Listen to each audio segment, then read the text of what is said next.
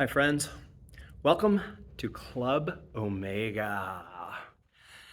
I'm Pat Street. I'm currently the coach in Club Omega, and I would like to give you a few really important tips to help you get started and feel as though you know what's going on when you come here to serve for the first time.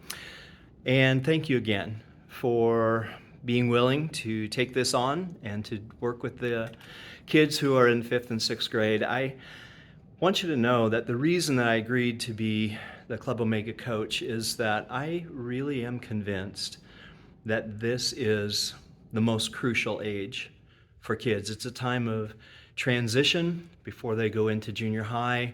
They haven't maybe quite hit full-on puberty yet. There still is a tenderness and an innocence that gets a little bit pushed to the side when they leave elementary school.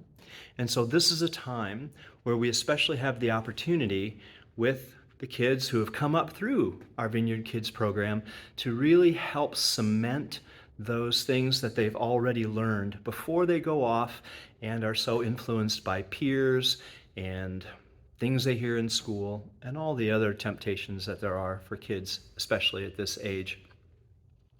And so the number one thing in my mind for Club Omega, and the reason that we run it differently from the other clubs in Vineyard Kids, is that we're trying to prepare them to bridge that gap between childhood and really being teenagers.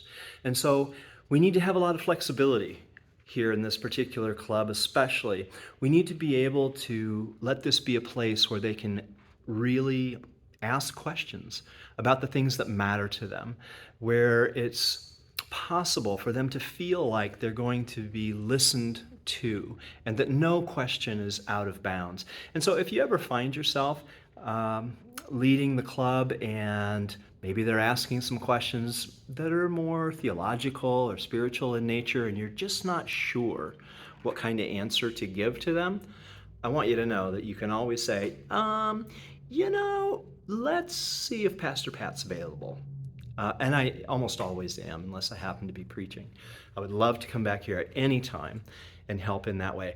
So let me run you through the basics, how we start things off on Sunday mornings here in the club. So obviously when the kids come through the door, we want to greet them and hopefully greet them by name. Hey, hi, Louise, how are you? It's so good to see you. Come on in.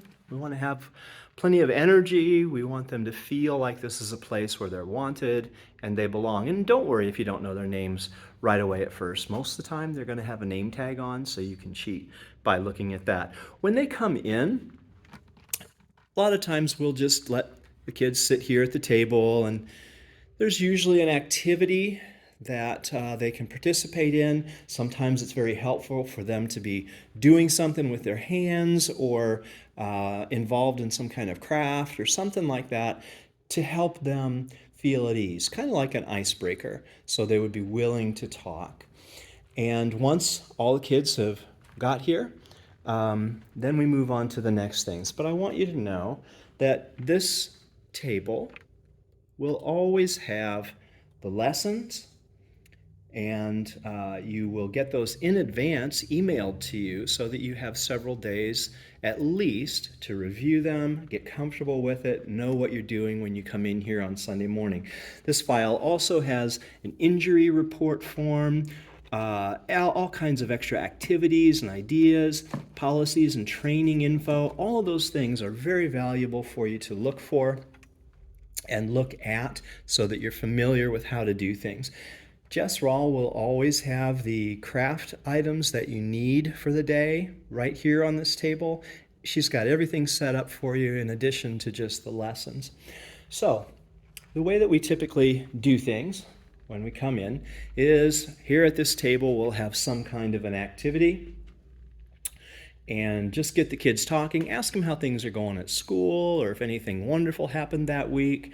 Just really show an interest and make sure to listen carefully. That helps you to know how to pray for them during the week also.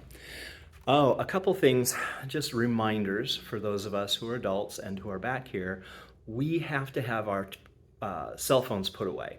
they got to be in our pockets and they have to stay there.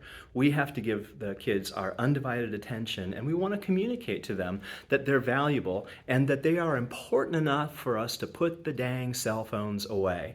So don't have them out. Don't do anything with them. If it's too tempting, leave it in your car. Okay? I'm pretty much a stickler on that. Okay, I want to point out here that every week we want to ask the kids for prayer requests. We have the calendar that shows upcoming events, birthdays, the main idea for all the lessons that month, the memory verse for the lesson is here, the question of the day. These are really important, and it tells you in the lesson when to do those things. Also, it's important to keep track of who is in the class and when they've come. The kids really enjoy putting the stickers up there by themselves. So we do that kind of beginning icebreaker type thing.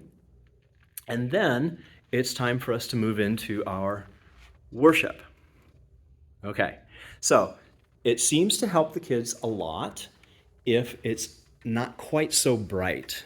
And so you can see this little lamp over here should be on all the time, but if you turn off the big overhead lights, then it's easy to still see what's going on, but the kids don't feel quite as conspicuous, right?